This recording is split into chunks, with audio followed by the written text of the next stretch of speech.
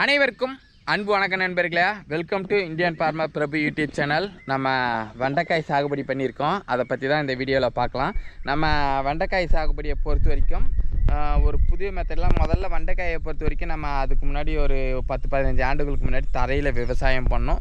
இப்போ நம்ம என்ன பண்ணியிருக்கோன்னா, ஆட்கள் பற்றாக்குறை, இந்த மாதிரியான களைகளை கண்ட்ரோல் பண்ணோம். நமக்கு தண்ணீர் அதிகமாக தேவையை குறைக்கிறதுக்காக சொட்டு நீர் பாசனம், மல்சிங் சீட்டை பயன்படுத்தி இந்த முறை நம்ம இந்த காய்கறிகளை நடவு பண்ணியிருக்கோம்.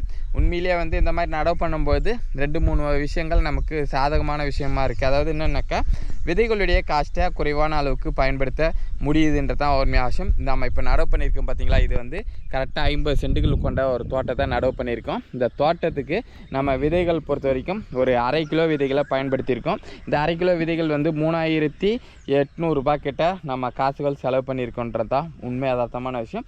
இதே நம்ம நேரடியாக நிலத்தில் நடவு பண்ணுறதா இருந்தால் கிட்டத்தட்ட ஒரு 10,000 ரூபாய்க்கான விதைகளை நடவு பண்ணியிருக்கணும்ன்றது தான் உண்மை யதார்த்தமான விஷயம்.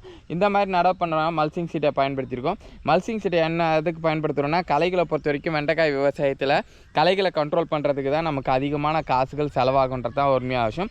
அதனால் என்னென்னா, ஒரு ஏக்கர் நம்ம ஒரு 50 சென்ட்டுகள் நம்ம நடவு பண்ணோம்னா களைகளை வெட்டுறதுக்கு மட்டுமே கிட்டத்தட்ட ஒரு 10,000 ரூபாய் செலவாகும்.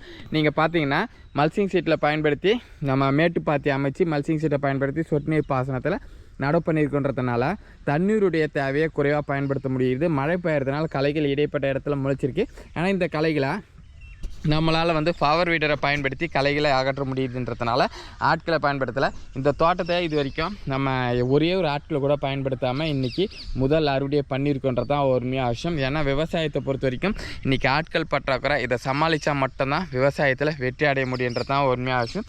காய்களை பொறுத்த வரைக்கும் சொட்டு நீர் பாசனம், மல்சிங் சீட்டை பயன்படுத்தி இருக்கிறதுனால செடிகள் களைப்புத்தன்மை அதிகமான அளவுக்கு இருக்குது. நீங்கள் பார்த்தீங்கன்னா இந்த செடிகள்லாம் பாருங்களேன், ஒரு 2-3 களைகள் வந்திருக்கு. எல்லா செடிகள்லையுமே களைகள் கூடுதல் களைகளாக வருது. இப்போ நீங்கள் எடுத்துக்கிட்டிங்கன்னா இந்த செடிகளை பாருங்களேன், இந்த செடிகளில் மெயின் களை போயிட்டு இருக்குது. அதுக்கப்புறம் ஒரு பக்க கிளைகள் வந்திருக்கு, இங்கே ஒரு பக்க கிளை வருது, இந்த பக்க கிளைகள் வருது.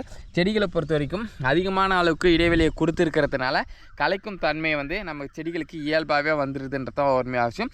செடிகளுடைய வளர்ச்சி மல்சிங் சீட்டை பயன்படுத்தி விவசாயம் செய்கிறதுனால அதிகமான அளவுக்கு வளர்ச்சிகள் கிடைச்சிருக்கு. அதே போல் காய்களும் பார்த்திங்கன்னா ஒரு அற்புதமான அளவுக்கு காய்கள் விளைஞ்சிருக்கு. நீங்கள் பாருங்களேன், தரமான காய்கள் விளைய ஆரம்பிச்சிருக்கு. ரொம்ப டார்க்கிஷ் க்ரீனாக இருக்குது. இப்போ இந்த நிலத்தில் நம்ம பயன்படுத்தி இருக்கக்கூடிய ரகம் அட்வந்தா கம்பெனியிலேருந்து தேஜான்ற ரகத்தை பயன்படுத்தணும். இந்த விதைகளை பொறுத்த வரைக்கும் விதைகளுடைய காஸ்ட் ரொம்ப அதிகமானது. கிட்டத்தட்ட 1 கிலோ 7,000-7,500 வரைக்கும் விற்கிறாங்கன்றதும் உண்மையான விஷயம். நாம் 7,200 கொடுத்து வாங்கியிருந்தோம். இந்த விதைகளை நடவு பண்ணி கரெக்டாக 50 நாட்களில் நமக்கு முதல் அறுவடையை ஆரம்பிச்சிருக்கோம்.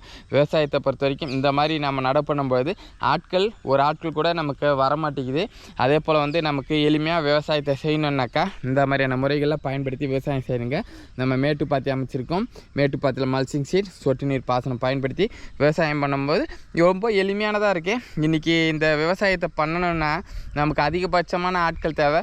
இந்த காய்களை அறுவடை பண்ணுறதுக்கு மட்டுமே ஒரு 5-6 பேர் தேவைப்படுது. அதுக்கப்புறம் நீங்கள் எடுத்துட்டிங்கன்னா இந்த செடிகளில் களைகள் வெட்டுறதுக்கு குறைஞ்சபட்சம் ஒரு 30-40 ஆட்கள் தேவைப்படும். அவ்வளோ ஆட்களுக்கு நம்ம ஒன்றுமே பண்ண முடியாது. 3-4 களைகள் வரும். இப்போ நம்ம இந்த கடைசி வரைக்குமே களைகளை ஓட்டிக்கலாம். இந்த மாதிரி ஓட்டும் பொழுது நம்மளுடைய பாதுகாப்பையும் உறுதி செய்ய முடியுது. எப்பயுமே இந்த விவசாய நிலங்களில் விஷப்பாம்புகள் அதிகமாக இருக்கும். நம்ம பில்கள் அதிகமாகிடுச்சின்னா அதில் அதை தஞ்சமடையே பார்க்கும். அப்போ நம்ம காலை வைக்கும் போது நம்மளை கடிச்சிடும். அதை மாதிரி ஆபத்துகள் இந்த மாதிரி விவசாயம் பண்ணும்போது நமக்கு கொஞ்சம் குறைவான அளவுக்கு இருக்கிறதுனால இந்த மாதிரி விவசாயம் பண்ணியிருக்கோம். உண்மையிலே தரமான அளவுக்கு காய்கள் விளைஞ்சிருக்கு. நிறைய இடையூறுகள் இந்த தோட்டத்தை நடவு பண்ண ஆரம்பித்து நம்மளை சுற்றி தென்னை மரங்கள் இருக்கிறதுனால இதில் இந்த இடத்துல விதைகள் நடவு பண்ணும்பொழுது அந்த விதைகள்லாம் நிறைய கடித்து அணில்கள் சாப்பிட்டுடுச்சு. அந்த மாதிரி பிரச்சனைகளில் இருந்து திரும்ப விதைகளை நடவு பண்ணி இன்றைக்கி நம்ம அந்த காய்களை அறுவடை பண்ணியிருக்கோம். நமக்கு விவசாயத்திலுடைய வெற்றி கிடைச்சிருக்குன்றது தான் உண்மையாக அவசியம். விவசாயத்தை பொறுத்த வரைக்கும் எளிமையாக விவசாயம் செய்யணும். அதிக ஆட்களை பயன்படுத்தாமல் குறைவான அளவுக்கு விவசாயம் செய்யணுன்றவங்க இந்த மாதிரியான முறைகளில் விவசாயத்தை செய்ய ஆரம்பிங்க. விவசாயம் கண்டிப்பாக நமக்கு வெற்றியை கொடுக்கும். விவசாயம் காப்போம்.